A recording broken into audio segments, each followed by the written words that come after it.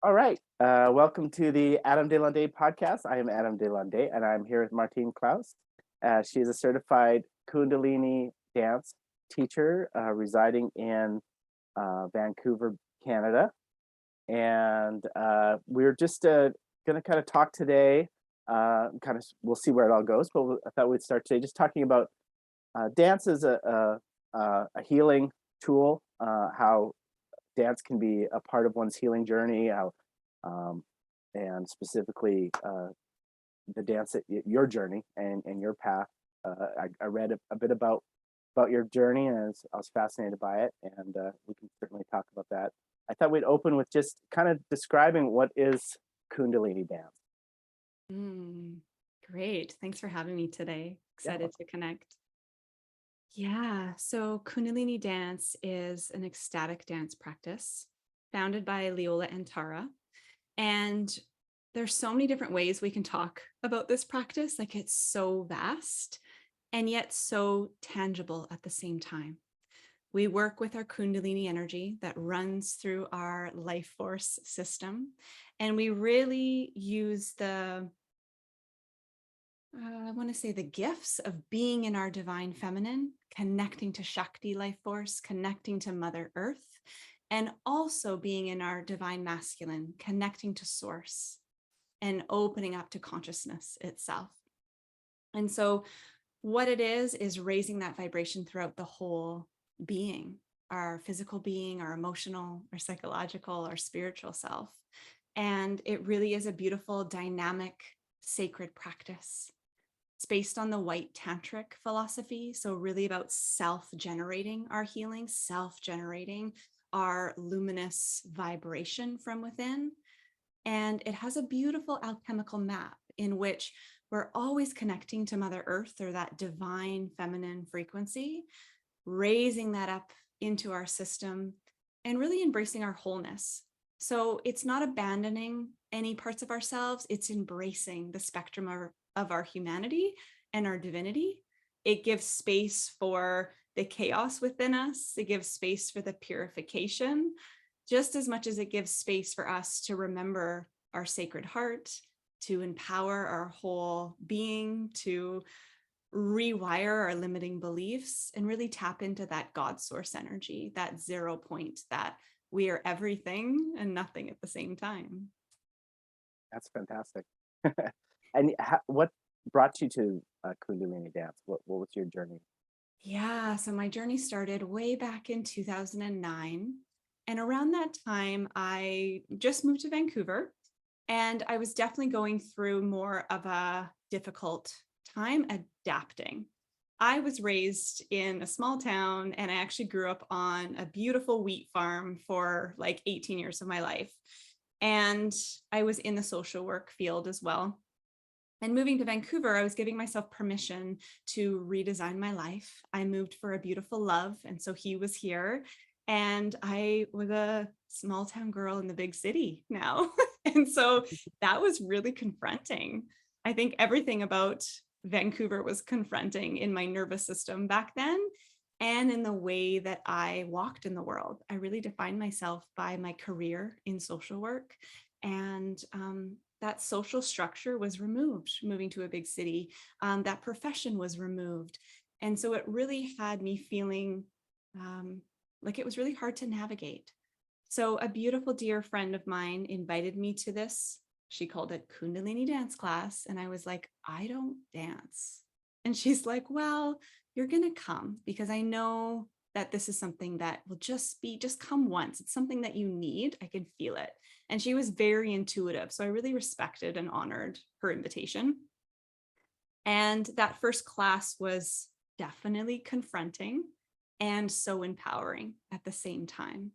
And so I chose to sign up for an 8-week series where we went from root chakra all the way up to crown chakra and danced once a week. And I really got to step into all those places within myself that actually needed healing and needed harmony.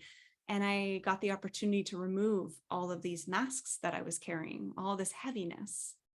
And at the same time, of course, embracing these natural gifts that I feel like I abandoned or I pushed away or I didn't want to claim. And so it just felt like this incredible reclamation and this, I always say, like movement medicine. It felt just so good for my nervous system and for the way that I was knowing the areas I needed to work on in my life to really find a balance and a harmony, and yet still know where I can move into freedom, move into liberation, move into a heart resonance where I really felt myself like sovereign, empowered in a frequency of wholeness, really. Well, and so many people, even people who are professional ballroom dancers, or tango, or swing dance, or they've come from a background of growing up ballet, or a structure. Often they come to something that's maybe less structured, or more like an ecstatic dance or a solo dance, and it's terrifying even for them. And like you said, you mentioned I don't dance. Oh, what was that like, the first that first series, I guess, that you went through that series? You said it was Yeah, yeah, it was terrifying Mhm. because I had to face myself. And of course, growing up in society, and particularly as a woman, we're told like not to be so big, like to contain our energy, don't be the focus of the room, like don't use your voice. So it was like where all these places I shut myself down without even thinking about it. And so even practicing using my voice, like in solar plexus, where like use a oh or an ah, or some people yell or they laugh out loud or they yip and holler. And all of that felt so foreign to me. And so really allowing myself permission to practice knowing how my body even wanted to move, what felt free, and not in terms of um, moving in a way everyone else was, but how did I actually want to move? And then allowing myself a curiosity if other people were moving in the space and I was like, oh, that's super weird, just because I was judging them rather than judging it, flipping it and being curious, being like, oh, I wonder how that feels to move that way. And then using it more as a like in-source experiment to feel the medicine from that movement instead. So working through those layers of fear and hesitancy and claiming space in the room was massive at the time. Mhm. And I can imagine that experience of almost practicing claiming your space, coming out of your fear. That's something that then start overlaying into your everyday life. Did that happen, or yeah? Yeah, it definitely builds that courage muscle. Mm. And of course, it's not a light switch, right? So everything I feel is like we dance on the path and it leads us down the lane. But it really built courage. It really built more of a resilience to be with where I was and to have really compassion for myself, even in that fear or anger or unknowingness, but then to allow that compassion to just lead me forward. And what I loved about the practice was whenever we were in those more, I want to say, dense vibrations, Kundalini dance is all about raising that into the alchemy of the heart. And so there it's like we can embrace our hurt or our inner self or the places that we have abandoned and really bring that into the heart space to heal with the resonance of our heart, like our physical heart, our emotional, our spiritual. And then it's like we move it through the chakra system all the way into the light of source and connecting into like, oh, everything is actually so much even grander than just this body too. And so we move into that multi-dimensional self and then pour it back down into our physical body. So that dance between like earth and heaven or human and divine is really the blend of how we can continually get to know ourselves every time again and again. Mhm. And the term, I mean, Kundalini, maybe people have heard it in relation to yoga, or Yeah. if someone's even heard it in relation to tantric practice or tantra. Yes. Um, for someone who say really almost have no understanding, or just barely have heard that word, how would you describe Kundalini to someone who's really new to that concept? Oh, so fascinating. I mean, I think it would depend on who or how that person interacts Mhm. in the world or with me, how I know them. And in terms of Kundalini dance, I always feel like working with the innate life force energy of our system, illuminating our chakras and tapping into source that is all within us and all around us. Beautiful. It Yeah. can be so complex, right? Yeah. And when I simplify it, it's like, oh, yeah. And I feel like sometimes, especially when we name things, or especially if we're going down lineages of tradition, it can be so complex. But when someone arrives into my sacred space, I literally say, the whole practice is to move in ways that feel free and to raise the energy in your system to allow the alchemy to move you. Beautiful. um, and you said you came from a small town and then moving to where you were. Do you want to talk about a little of that shadow work, or you kind of mentioned a bit of that, the challenge before of kind of sort of the shadow work that happens. Did you want to talk a little bit about that, or how that Sure. relates? Yeah. So I feel like moving to the big city was definitely huge. Because you're really no one in the big city, right? So it's really, you have to know yourself. Otherwise, you can lose yourself. And everything is just a different vibration in a city. We're surrounded by concrete everywhere, like the concrete jungle, right? There's only so many spaces to really tap into Mother Earth, whether it's a park or at the ocean, wherever that is. There's always so much noise. So in terms of nervous system, there's a lot going on all the time. And I feel like for me, that was very confronting, being originally from a beautiful like acreage of serenity. And so just the environmental changes were different. And then of course, being in a city, the way that I had to learn to carry myself, like energetically and emotionally, and in terms of protection, was different too. So it's almost like I armored myself up, and I had to de-armor myself, but also remain very aware and like safe and grounded and anchored in my own vibration, but also like in the environment that I was around. So it definitely taught me about that, like the energy of even passing people through the street and being like, oh, that feels gritty. You know, like when you're in everyone's energy bodies, you're like, oh, that doesn't feel so good. And then learning how to cleanse, learning how to harmonize with the frequencies of cities and people and the chaos that everyone carries. And being in a state of compassion with that too, like knowing that I was really called to be here. And it was like honing my self-healing, honing my ability to adapt myself and to really strengthen my inner strength, strengthen my inner wisdom, strengthen my inner intuition of deeply listening. Yeah. Yeah, and I imagine. Well, I have a similar backstory. So see, I grew up in Saskatchewan. Okay. Yeah, the city of Regina, the capital city in Saskatchewan. And when I was 18, I moved to Vancouver too. So I have a little. It was sooner or earlier, about 10 years earlier than that. But I had that experience too of moving to that big city, and one of the experience I had was there was going into the winter there, and I had such claustrophobia because I was used to big skies. Even in the winter, it's wide open. Yes. Everything was wide open. Now it's like everything, especially in that city, this the clouds literally feel like they're just above your head.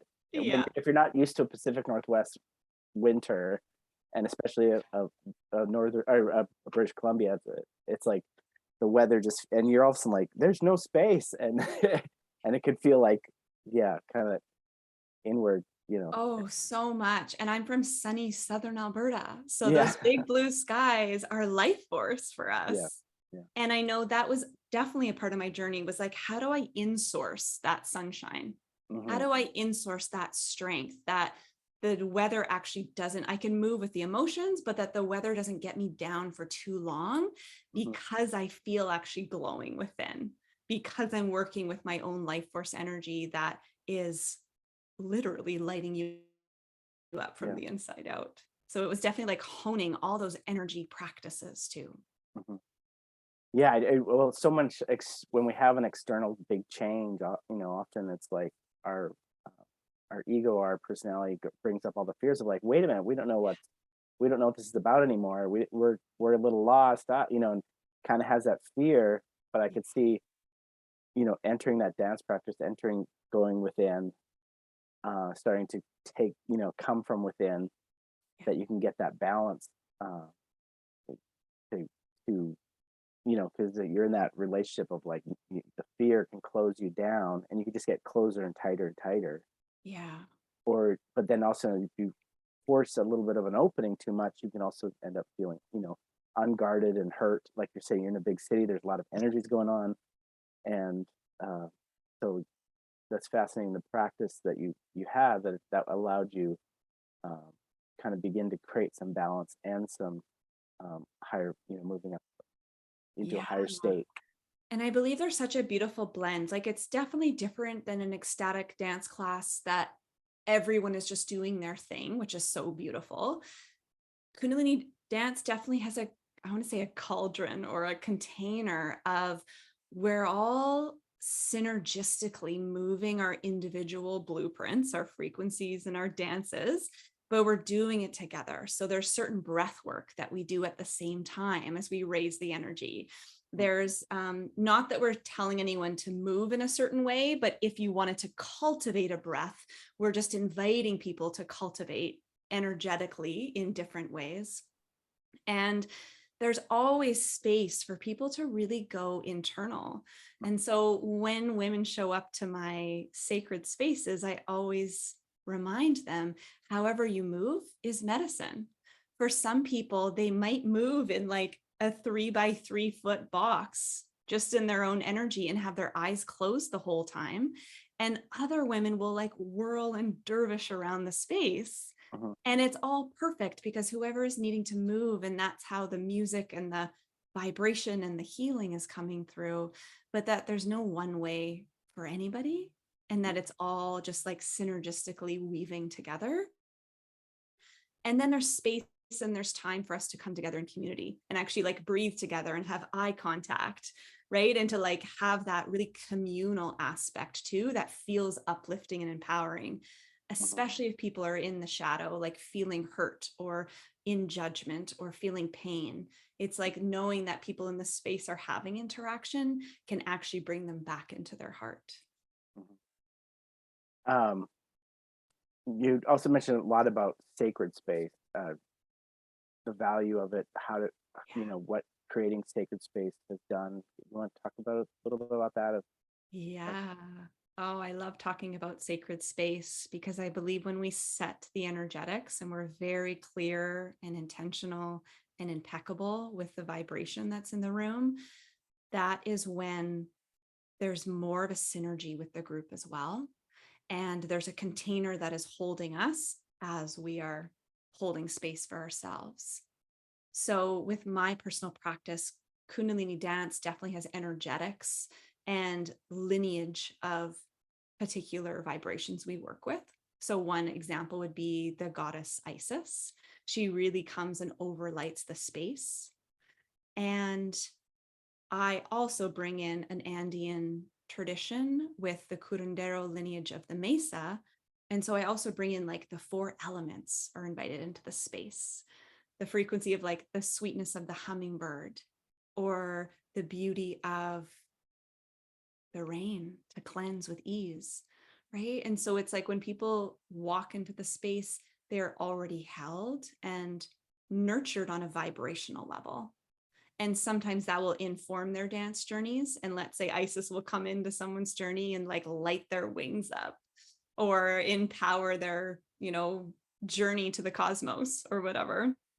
Um, but it's more of a very grounded frequency that I believe is so healing and always done in very impeccable, a very impeccable vibration. So knowing what is allowed in the space, knowing what is not allowed in the space. uh, like a, would you relate to like setting an intention or creating intention? Yeah. So when we're in the group together, once everyone has arrived and landed in their bodies, I always invite them. So we create that collective intention. And then I always invite them to create that personal intention. And I kind of say, like, how do you want to open to your devotion today? How would you like to dance, to heal, to inspire, to walk your mission in the world, like something that feels greater, but can also be pinpointed. If someone has pain or they have, like, let's say they're going through a separation, they can bring that in, being like, I want to alchemize this pain I have in my heart and come into harmony or into healing. So if someone, what would you recommend when someone, say, is feeling stuck or feeling that inner conflict of really getting in stuck in their shadow, um, with the practices? Oh, we're getting some energies here glitching out here. My nice. Um, that maybe they can't access, they're not in Vancouver, or maybe they don't have Kundalini. What would you recommend they do, with the practices that, what's something that would be somewhat easy for someone to tap into, Mm. to like just taking my video here. Energetics are definitely Yeah. weaving. Yeah, great Um, question. I always like to invite people to see if there's ecstatic dance in their communities and or Kundalini dance or five rhythms, because there's these freedom dance, journey dance. mhm, There's these spaces where we get to learn how our body wants to move, get to deepen our intuition, get to be in community that everyone is just in, like, they may be working through shadow elements, but they're also there to enjoy themselves and raise their vibration. mhm, And they know that being in their own body is so healing and empowering. mhm, So I feel like getting to some sort of movement medicine class session is such an invitation to find like-minded people and to work with what's coming up, because it'll definitely raise stuff, shadow, whatever, hesitancy in the system, just because we live in society, right? We're given so many things since we're little that we actually get to unwind and unprogram along the way. And if they want to work in their own space, I would suggest tapping into, I'll always work with the frequency of the heart. And in Kundalini dance, we work with the frequency of the sacral chakra. So, of course, the energetic womb space with women and the hara with men. And so, knowing that we have this energy space where it is the space of creation, where we can seed our dreams, our desires, where we can enhance our pleasure.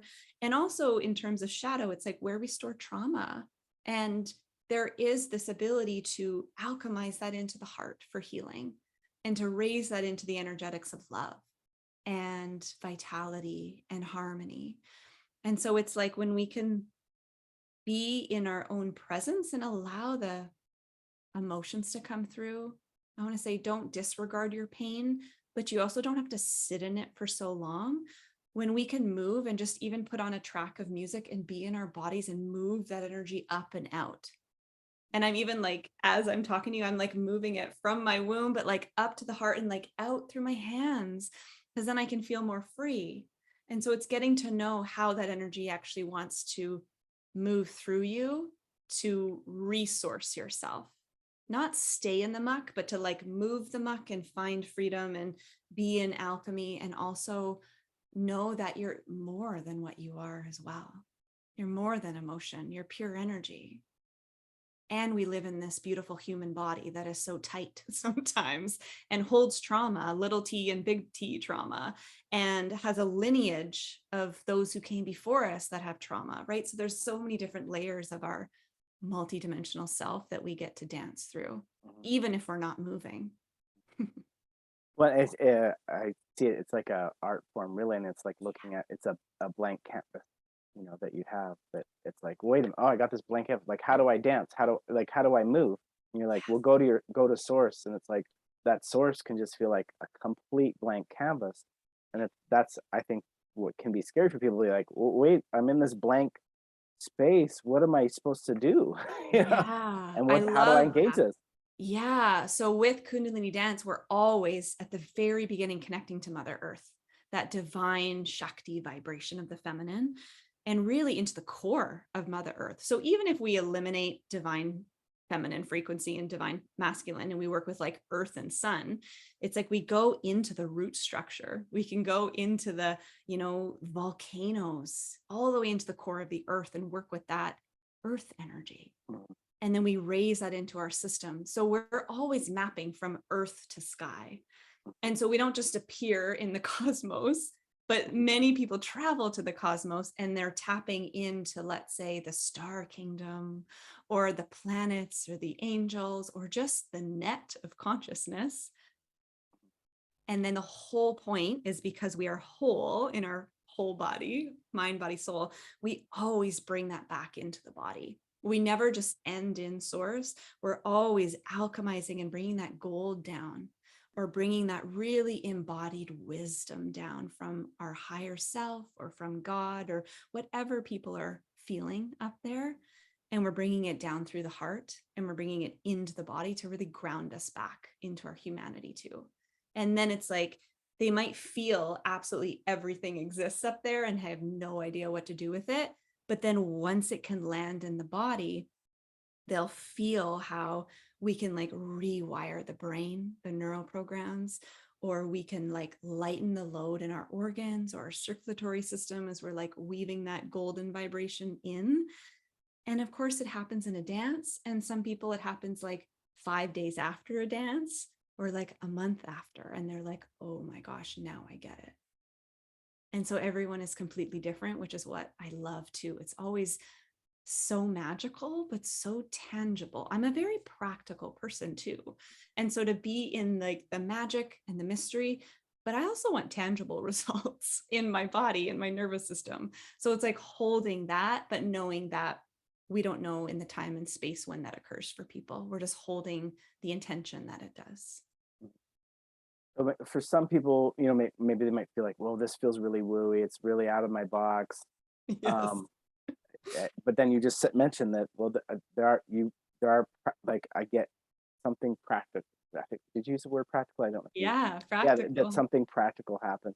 Do you know Yeah. what would something you'd say to someone like that? Oh, it's so beautiful. So when we even just think we're tapping into the solar sun energy, it's like, how do you bring that life force of the sun, that warmth, that vitality, that really like source giving light and life into our body? And usually when I'm grounding people back in, I'm always channeling, like I never know what I'm going to say until that moment, Mhm. but it's a lot of times like bringing that in peace in your mind.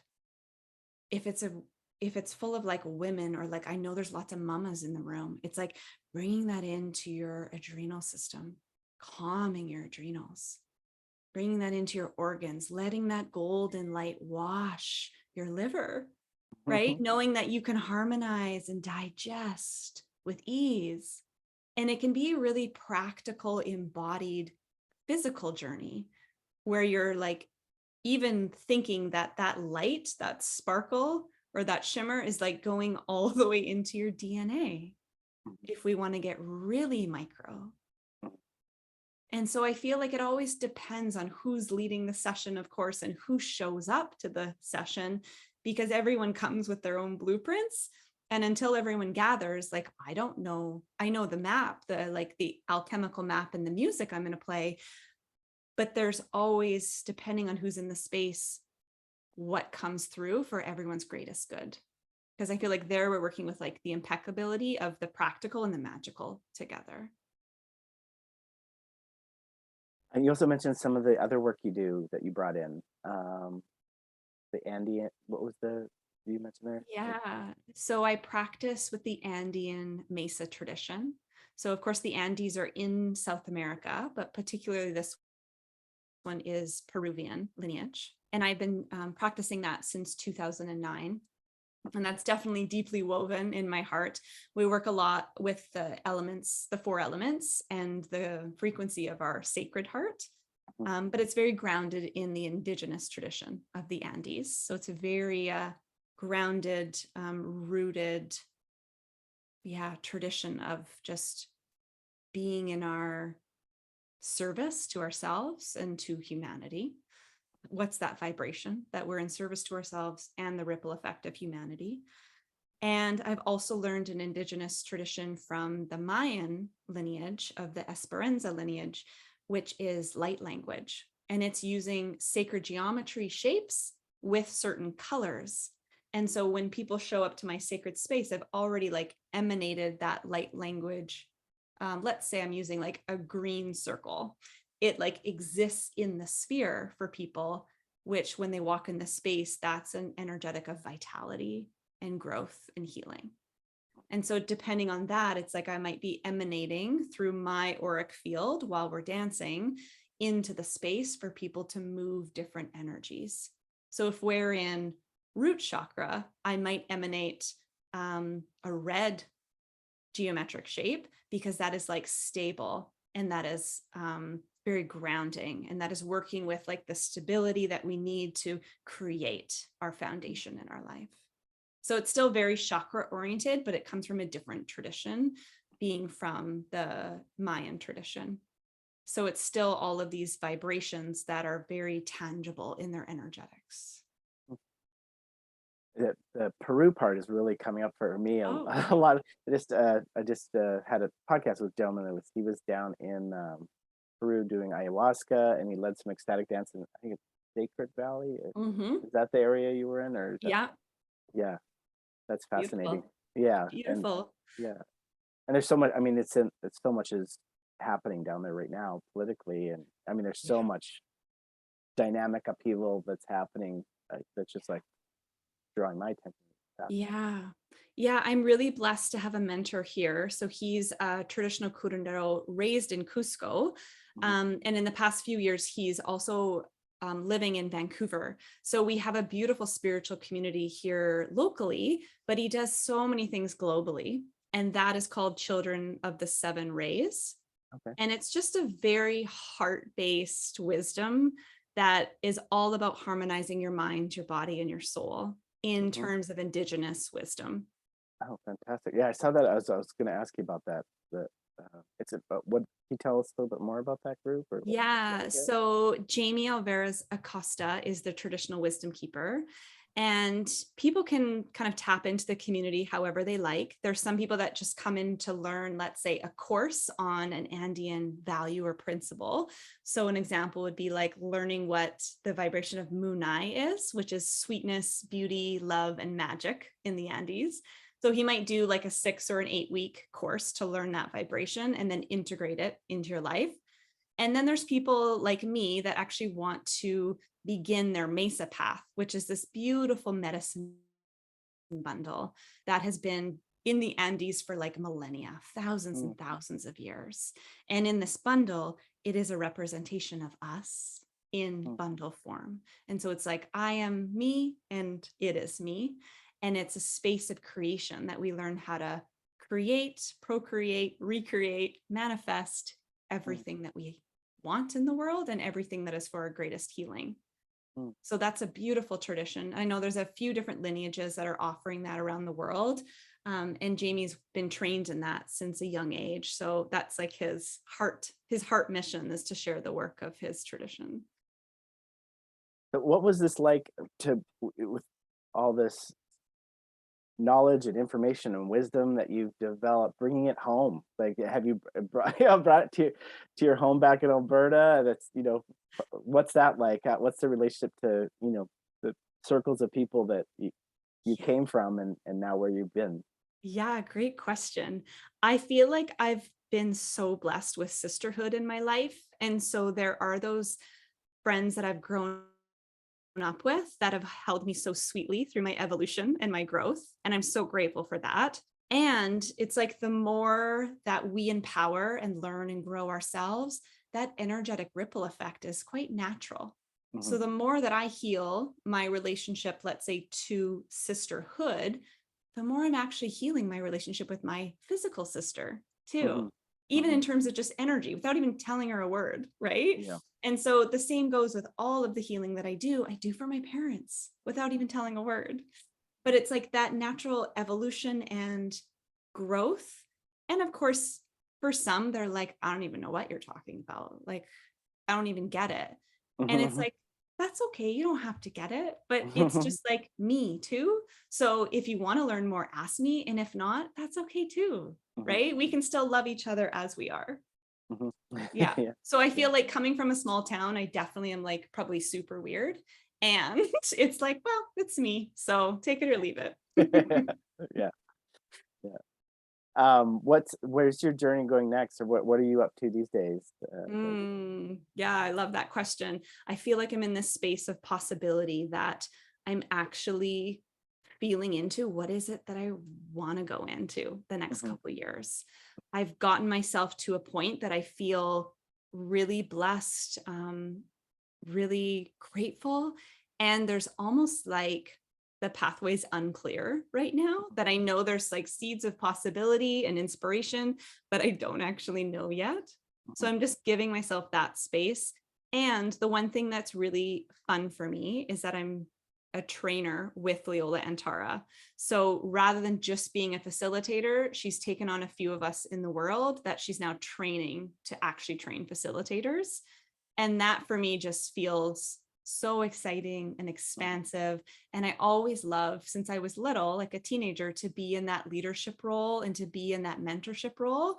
So it's just so natural when I love Kundalini dance so much. I just want to share it with everyone so that they can share it with their communities. Like that feels such a ripple effect of love and transformation. It feels so fun. So I'm really looking forward to like diving more into that training role with her this year. excellent. That's fun. Anything else you'd love to share, what was I had another just related to kind of, yeah, where you're at now. What So much wisdom, I think, from the harsh or challenging or position of going through COVID to now. Did you, yeah, it was a lot of a challenge. Now we're kind of opening up out of that. We're not, many would say we're not out of it fully, and it's still happening, but it is kind of blossoming out. That energy. Mm-hmm. What if talking about energy? What was the energy like, and how did you direct it going into it, and then now where you are with that? Oh, fascinating. Um, I mean, I can say so many things. And for me personally, it was really reminding me what was mine to focus on, to heal, to remember, and what was not mine, what was society's. Um, and that came in terms of feeling the heaviness and the grief and like everything that came up through that world situation. And also really not attaching to it for very long. So not spiritually bypassing it, but also knowing how to alchemize, how to move, how to continually like feel lighter because it's so heavy. Yeah. So in terms of energy management, it was like, how do I deepen my devotion to myself, to like making my mind clear, to fueling my body and my system so that I feel vital, though I feel vitality running through, and to clean up the energetic. So if I'm carrying worry, to honor it, but also know I can clean and cleanse. If I'm carrying judgment or whatever that is, fear, really working on like my mind, body, soul. And of course, every day can be different throughout those years. So really knowing that it's also pouring that compassion on, that it's such a big thing for some people, it's not a big thing for other people. Like, how do we really find the compassion within humanity to trust ourselves, really? And so I also feel like it really coming out, I want to say, yes, definitely, I feel out of it and knowing it still exists. Um, it's like, how do I hold the space for people to decompress their nervous systems, Mhm. to return to their heart, to know that they've carried so much heaviness in their mind, their body, their, whatever it kicked up in them the past couple years, and to come to a safe and sacred space that they can feel it. They can allow the motion to move through, but they can also find a resting point in their heart. They can be in the space of alchemy to be like, I've got myself. I'm safe here. My body is safe. My choices are safe. My vision is clear, even if it's not clear. Like, I know my soul is leading me with love. And every day it's a new step down the lane. And so it's like very grounded of, how do I support people to transmute and transform that density and come back to love so they can feel lighter and they can feel more aligned. It definitely, I think, helped a lot of people, myself included. It was almost a source of empowering that, you start to know what's my truth versus, and living that truth with Yes. compassion, with kindness, but like, oh wow, I really can't compromise so far. Whatever your truth was, whatever your Yeah. experience was, it definitely allowed you to go, okay, this is what's true for me. And I have to Yeah. live it. And Yeah. now I've got some of that experience. And now Yeah. I'm like more empowered coming out of it to go, okay, I really have to keep living this truth. Yeah. And I feel like that is just, I mean, that conversation should have happened decades ago, right? Living your Mhm. truth and really being in your values and your virtues, like your principles that guide your life. And I also felt like it really got people probably clear about what values they were living that they actually didn't value. And what are my values? Like if I'm really sovereign and if I'm really like in my life with a ripple effect of love for humanity, what is it that I am walking? And how do I take a stand for that truth? Because there's an infinite amount of truths. It's never black and white, like the media says, like society says, like governments say. There's infinite truth out there. But everyone has to remember, like, they're deciding for themselves with so much love, with so much compassion, and that may ruffle feathers, whatever truth it is. Yeah, we're inundated with people's truths and Yes. people's, all the Yes. different levels of this is what's true. And I think Yeah. that's the beautiful thing is to seek and Yeah. And I like, feel like dance brings that back to me time and time again. It's like mm, everyone can give me their truths, and I deeply respect and honor theirs, but it doesn't have to be mine. mhm, Just like I can share mine, but it doesn't have to be theirs. And to really find that, I believe like this whole life is a dance, right? To find that dance between people you disagree with, it's gritty sometimes, it sucks, it's yeah, challenging. And how do we just find the respect of like, oh, okay, so if I'm walking my values and I practice what I preach, it's also my life. mhm. Yeah. Yeah, and we even have different truths within our own self. Part of Yes. us showing up to dance, you experience that in, I'm sure, practice like any kind of like ecstatic dance or Kundalini dance.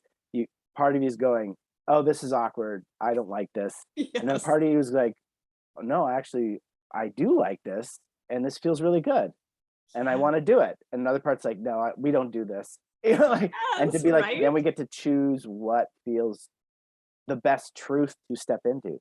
Yeah. And I love that. Like the whole dance, if you're dancing for 2 hours, there's still infinite truths in that Yeah. dance. And I feel like that is really feeling freedom. That's really feeling our embodiment as medicine, knowing that we're such multidimensional beings. We're constantly internally, without even thinking about it, like revolving around all these truths. One of my favorite things is in the sacred spaces of women. It's like when one woman lets out like a holler and or like a sacred rage, everyone just, it opens the field for us to go, oh God, yes. And like to allow ourselves or give ourselves permission to also yell or to cry or to laugh with joy, right? Because it's just like, oh, and I just needed you to go first. And Mhm. then it's like, there we go. There's the ripple effect that everyone needed. Yeah, I get to be a little more authentic, get to Yeah. experience that authenticity. Like, no, this is what's really real. I have to Yeah. express this. I'm pretending it's not, or I'm not letting it be real. Yeah. Maybe I'm judging it, like, oh, I don't want that to be real. So I'm gonna dance Totally. around it. But okay, this is what's real. Like, like, Yes. yeah. I also love, like, I always go around and we welcome ourselves to the space. Like I get people to say their I am, and share their name, but their vibration, and then either add in an intention or what they want to deepen their devotion into. And sometimes women will be like, I really didn't want to come tonight. Right. Like, Mhm. let's say we're in solar plexus, which is all about power, or throat chakra, all about expression. They're like, I really didn't want to come tonight. Like, I really struggled. And it comes around to me because I always go last. And if it's true, I will authentically share, well, I didn't want to come tonight either. Like I'm leading the session, but I'm here. Like, I thank myself for showing up. I didn't want to come because I know I'm going to like be confronted by something is usually what it is. And I don't want to face it, but giving myself permission to be like, okay, we're going into throat chakra, like we're going to unravel something tonight, it's being okay with expressing where we are, and also knowing that can shift in a millisecond too. And so when you express that truth, that's maybe an uncomfortable truth or a not flattering truth, like I don't want to be here. What does that do for you? Just the expression of it, being honest with it. Yeah, it adds a little lightness for me. And for me, it just is like, oh, I can be honest too. Right? Because sometimes people put on a facilitator hat and they think they can't share things. But I feel like when we're really authentic, we can be able to share just as much as another. And so for most people, they'll laugh when I say that out loud because I'm the facilitator, but I'm like, no, really, like, I really didn't want to come tonight. Right. And it's almost a doorway in to be like, okay, I really didn't want to come tonight. That's the doorway. But because I'm already in the doorway, what is it now? And then it opens up this array of other doorways to be like, well, why is it I didn't want to come? And then when I'm actually dancing in the body, I'm a very visual person. So I see a lot of things move within me and I feel a lot of things. And it's just these kind of doorways, not that it's a labyrinth, but it's like doorways within doorways that I then get to walk to be like, oh, because my heart feels tight and very painful, or, oh, that grief is so heavy. And then it's just like, oh, that's why I didn't want to come tonight, because I didn't want to feel this, and it just, but then it's like just recognizing and bringing that to the forefront. It lightens the load at the same time too. Sometimes just naming it like can shift it too. Yeah. That's beautiful. Yeah, it reminds me of Gabor Roth had that saying, which is, I'm sure someone else says that she's the 5 rhythms person, founder. She'd say it's like you want one foot in this world and one foot in the other. It's like the honesty truth of this, like this. It's this living this life is it's a very can be very dense. Like we're in time, space. We're in a body that's got all the needs and all the frailties, and we're in community with all its challenges and wildness and craziness and chaos and the chaos of a city. And there's just so much density to bring that practice back and to go to source, but not stay in source, like Nope. you're saying. Always come back. Always come back. Yeah, be embodied. Yeah, and bring that back and living the dual worlds, almost between worlds. And I feel like even the dual worlds, I've had a lot of people that are like, I don't see any light within myself. I don't see any gold, right? If they're not visual. And it's like, you just need to feel one speck of hope or possibility or peace or potential, right? And it's just like, bring that one tiny little speck down into the body, because that also is a wisdom in itself. It knows how to move and how to empower itself. And some people, they come in with a lot of expectations that they're going to like open up and, they may or may not open up and like have these huge downloads. And of course, that's so incredible and magnificent when that happens. And it's like, even those teeny tiny specks of insight can feel the most grand too, because that just comes into our embodiment and it like seeds itself in our own ecosystem. And it can like start to seed and germinate and blossom in our life. And like a year can go by and you're like, oh, wow, that's what that was about. And it might just take so long to move through that ecosystem of density and then realize a whole garden has bloomed within you. That's different. Yeah. And the dance between those, because, sometimes we can have a life that feels like maybe hopeless or challenging, or the world feels like, oh my gosh, it's falling apart and the planet's dying, and then we can feel like there's hopelessness on some, even in our personal life. Oh, we can feel hopeless. I just can't, I'm not going to change my life. And then the dance on one level can be a place that we can use to bypass, almost like just isolate and be like, I'm just going to live in this world, go to source, and then I'm going to go back to my life without an integration, but there's a space where you can, I think you want to start you know, merging the worlds and living like your life is a sacred space, Yeah. and that's hard because we kind of like you're first now starting to, oh, I'm starting to get this new world, but then I've got this other world, Yeah. but then to start building that space up of that, oh wow, like, I am source, I am the infinite. Okay, well now I'm a human again. Okay, wait, I'm both. And then how do I, to start to move within both spaces? Yeah. It Kind of can where the feel magic super happens. crunchy. Yeah, yeah. And And I then feel like the more that we dance, the more that we actually notice how different each dance is. There's mhm, times that you can have these huge openings and like aha moments. And there's other times that you're like, yep, okay, going home. yeah, Like that was a fun song. And like that song totally annoyed me. And like, and be yeah, really in our humanity, which is fine. But it's like it's still weaving within you as you integrate that week, yeah, even though you maybe hated the session. It's like you still received some medicine. It's just like vibration is different. yeah, yeah. Yeah. Yeah, like the world is both sacred and it's profane. Like Yeah, it's the both. definitely. And Definitely. yeah, Yeah. cool. Well, wonderful. Well, thank you for your time. Is there anything you'd like to share now that we're maybe wrapping it up here? We've gone on our journey Mm, dance here. yeah. I would just like to invite whoever listens to this to continue to trust and to get to know how to trust the wisdom of your body. Every day can feel different, every moment, every dance. But the more that we can be embodied of what's arising and really come a space of sacred witness and knowing that we're sacredly evolving, growing, transforming, it can just continue to provide insight, whether physically, mentally, emotionally, spiritually. And I always like to remind people like, you are the wisest of the wise. Like, no one is wiser than you know yourself.